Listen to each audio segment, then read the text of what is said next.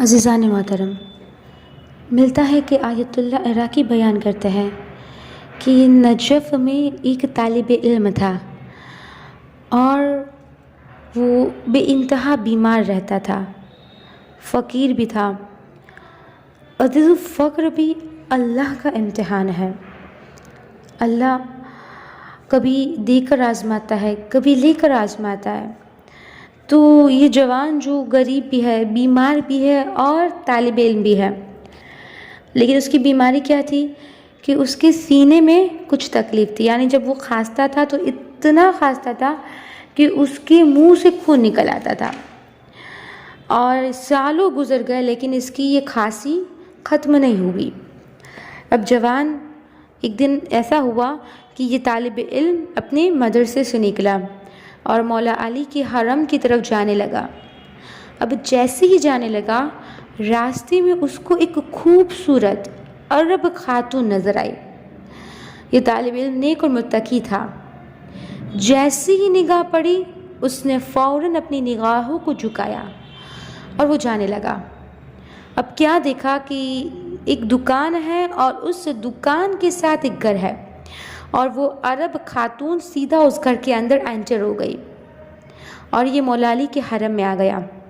ایک مرتبہ جالی کو پکڑ کے کہتا ہے، مولا جوان ہوں، شادی کی ضرورت ہے، مولا بیمار بھی ہوں، فقیر بھی ہوں، اے مولا آپ میری شادی کروا دیجئے۔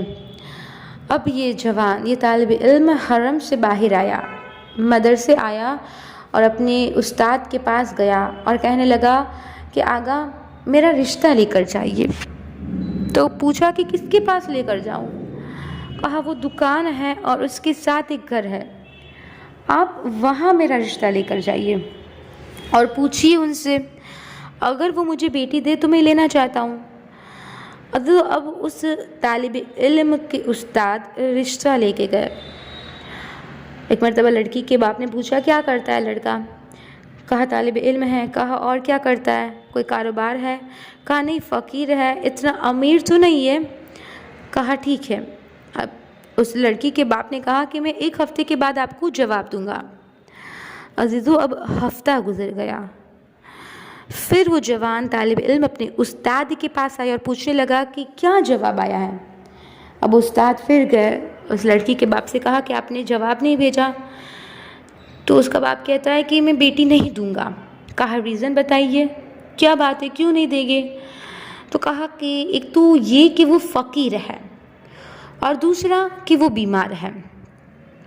عزیزو، اب جیسے ہی اس جوان کو یہ پتہ چلا، جب اس نے یہ سنا اپنے استاد سے یہ جواب، ایک تو فقیری کا دکھ بھی، بیماری کا دکھ، اور اوپر سے اور تکلیف کہ مجھے کوئی بیٹی نہیں دے گا، یہ بہت دکھی ہوا اور حرم امام علی میں آیا اور جالی کو پکڑ کے رو کے کہنے لگا کہ مولا میں بیمار بھی ہوں، شفا بھی نہیں دیتے، مولا فقیر ہوں، امیر بھی نہیں بناتے، اور مولا شادی کرنا چاہتا ہوں تو کوئی بیٹی دینے کو تیار نہیں ہے۔ بہت رویا۔ ایک بار عزیزان محترم، یہ صحن میں بیٹھا ہوا تھا، رو کے جب یہ صحن میں آیا ہے، بیٹھا ہوا تھا، تو کیا دیکھا کہ دور سے ایک شخص اس کے قریب آیا اور آ کے اس سے کہتا ہے کہ جوان کیوں رو رہے ہو؟ کہا فقیر ہوں، بیمار ہوں، اور اوپر سے کوئی مجھے رشتہ نہیں دے رہا۔ اس نے کہا گھبراتے کیوں ہو؟ کہا کیوں نہ گھبراؤ؟ کہا گھبراؤ نہیں، گھبراتے وہ ہے کہ جن کے پاس ان کے مولا نہ ہو، جو لاوارث ہو وہ گھبرائے۔ عزیزو، ہمارے پاس یقین ہی نہیں ہے۔ تو ایک مرتبہ اس طالب علم نے سوال کیا، کیا کروں تو؟ کہا جوان تجھے نہیں پتا کیا؟ کہا کیا؟ کہا استغاثہ کر اپنے امام سے۔ کہا استغاثہ کیسے کروں؟ کہا مسجد کوفہ میں 40 شب بود نماز استغاثہ امام زمانہ پڑھ، کیونکہ مولا کا فرمان ہے کہ میں اپنی زیارت کرواتا ہوں، مشکلات اور مسائل کو حل کرتا ہوں۔ عزیزو، ہم جب دعا کرتے ہیں نا تو ہمارے دل میں ایک شک ہوتا ہے، یعنی ڈبل مائنڈ ہو کے ہم دعا کرتے ہیں۔ ہم ایک تو دعا تو کر رہے ہوتے ہیں، لیکن ایک طرف سے ہمارے دل میں، ہمارے ذہن میں یہ بات ہوتی ہے کہ پتہ نہیں قبول ہوگی کہ نہیں ہوگی۔ اب وہ طالب علم کہتا ہے کہ میں مسجد کوفہ جانے لگا۔ 40 شب بود مسجد کوفہ گیا۔ کہا جب آخری شب بود آئی کہ مجھے، ایک تو فقیر تھا، کچھ کھانے کے لیے میرے پاس نہیں تھا، کچھ بھی نہیں تھا، اور وہ جو طالب علم تھا وہ روزہ بھی رکھتا تھا، یعنی اتنا فقیر تھا کہ پورا دن روزہ رکھتا اور رات کو افطار کرتا، اتنی فقیری، کچھ بھی نہیں تھا اس کے پاس کھانے کے لیے۔ اس رات ٹھنڈی بھی بہت زیادہ تھی اور بارش بھی ہو رہی تھی۔ اب وہ شخص کہتا ہے کہ میں نے سوچا کہ جاؤں یا نہیں جاؤں۔ ایک بار کی طالب علم کہتا ہے کہ میں نے کہا کہ میرے پاس تو کھانا بھی کچھ بھی نہیں ہے اور کھانسی بھی بہت ہو رہی ہے، جسم میں طاقت بھی نہیں ہے، لیکن پھر میں نے سوچا کہ نہیں، 39 ڈیز گیا، بس اب آخری رات ہے، ارادہ کیا، مضبوط ارادہ کیا، کہا کہ نہیں میں چلا ہی جاتا ہوں، آخری دن ہے نا۔ کہا مسجد کوفہ میں پہنچا۔ اب جیسے ہی مسجد کوفہ میں پہنچا، میں اپنے ساتھ قہوہ لے کے آیا تھا، اس کو میں نے گرم کیا اور گرم کر کے اپنے ساتھ رکھا۔ اب وہ طالب علم کہتا ہے کہ میں نے سوچا کہ مسجد میں بیٹھتا ہوں اور اگر کھانسی ہوگی تو میرے منہ سے خون آئے گا اور اس خون کو میں نگل بھی نہیں سکتا اور مسجد میں پھینک نہیں سکتا۔ اب طالب علم کہتا ہے کہ میں نے سوچا کہ میں کروں تو کیا کروں۔ کہا کہ میں مسجد سے باہر گراؤنڈ میں جا کر، صحن میں جا کر بیٹھ گیا۔ کہا میں نے سوچا کہ اگر صحن میں بیٹھ جاؤں گا تو کھانسی ہوگی تو جو خون آئے گا وہ وہاں باہر پھینک دوں گا۔ کہا اتنے میں جب میں صحن میں بیٹھا ہوا تھا تو میں نے دیکھا کہ دور سے ایک خوبصورت حسین سید آ رہا ہے۔ عزیزو، عربوں کا یہ رواج ہے کہ جب اسے کوئی ملنے آتا ہے، پھر چاہے وہ غیر ہی کیوں نہ ہو، تو وہ اسے دعوت دیتے ہیں، یعنی اگر وہ کھانا کھا رہے ہو تو اسے کھانے کی دسترخوان پہ دعوت دیتے ہیں، یا اگر چائے پی رہے ہو تو چائے کی دعوت دیتے ہیں۔ تو اب ایک مرتبہ وہ طالب علم کہتا ہے کہ میرے پاس صرف ایک قہوہ رکھا ہوا تھا، لیکن پھر میں نے سوچا کہ چلو نا، کوئی بات نہیں، مہمان ہے، دے دیتے ہیں۔ کہا وہ جیسے ہی، اب وہ طالب علم کہتا ہے جیسے ہی وہ خوبصورت عرب میرے قریب آیا، ایک بار کی اس نے مجھے میرے نام سے بلایا اور کہا کہ شیخ محمد حسین پریشان نظر آ رہے ہو۔ میں نے کہا سید بیٹھ جائیے، قہوہ پی لیجئے۔ کہا شیخ محمد حسین پریشانی کیسی؟ میں نے کہا سید کیوں پریشان نہ ہو؟ کہا کیا ہوا؟ کہا میں فقیر ہوں۔ کہا شیخ حسین تمہارے حق میں یہی بہتر ہے کہ تم فقیر رہو۔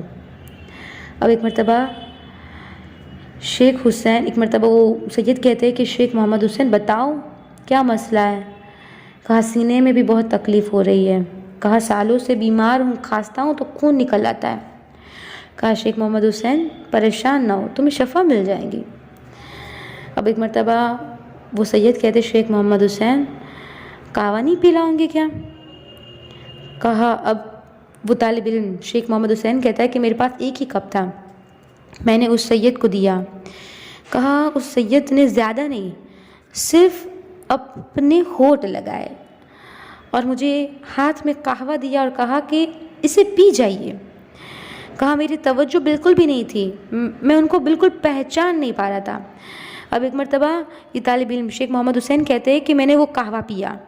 ایک بار کی وہ سید کھڑے ہوئے، میں نے کہا سید کدھر جا رہے ہو؟ کہا مسلم کے پاس جا رہا ہوں، 2 رکعت نماز پڑھوں گا۔ اب ایک مرتبہ عزیزان محترم شیخ محمد حسین جو طالب علم ہے وہ کہتا ہے کہ میں نے کہا سید میں بھی آپ کے ساتھ چلوں گا۔ کہا چلوں۔ اب وہ کہتا ہے کہ میں اس سید کے ساتھ چل رہا تھا، وہ سید آگے تھے اور میں ان کے پیچھے پیچھے تھا۔ کہا ایک جگہ پر سید رک گئے۔ میں نے کہا کیوں رک گئے؟ کہا یہ مقام ابراہیم ہے، یہاں میں 2 رکعت نماز تحیت مسجد پڑھنا چاہتا ہوں۔ میں نے کہا پڑھیے، میں یہاں بیٹھ رہا ہوں۔ کہا انہوں نے اللہ اکبر کیا اور نماز سٹارٹ کر دی۔ کہا اکبر بھی میں نے سوچا کہ چلو نا میں بھی پڑھ لیتا ہوں ان کے ساتھ۔ کہا انہوں نے مجھ سے پہلے نماز سٹارٹ کی، میں نے تھوڑی دیر کی بات شروع کی۔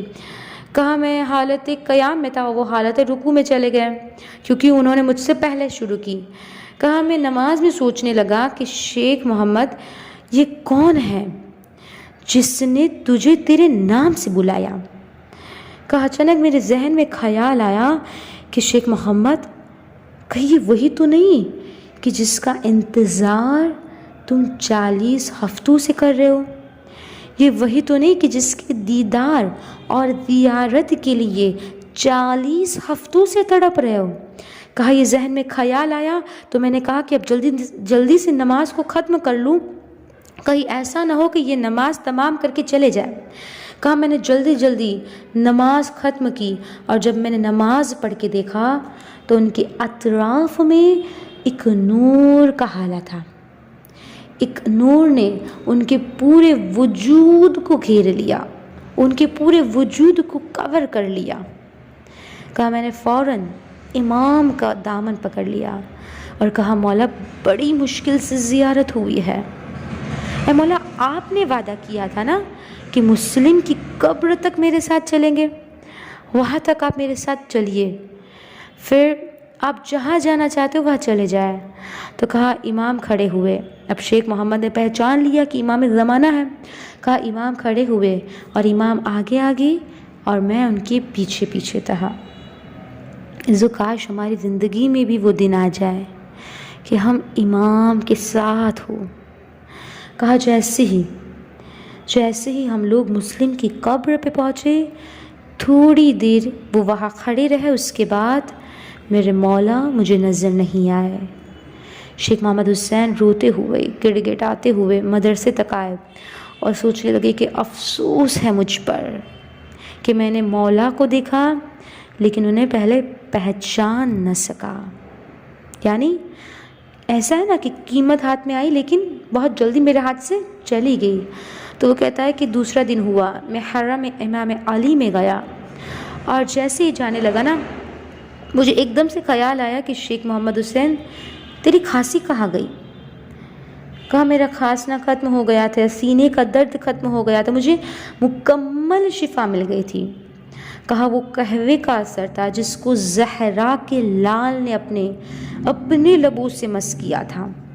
کہا میں نے پھر مولا علی کے روضے کی زیارت کی اور روتا ہوا جب اپنے گھر آیا۔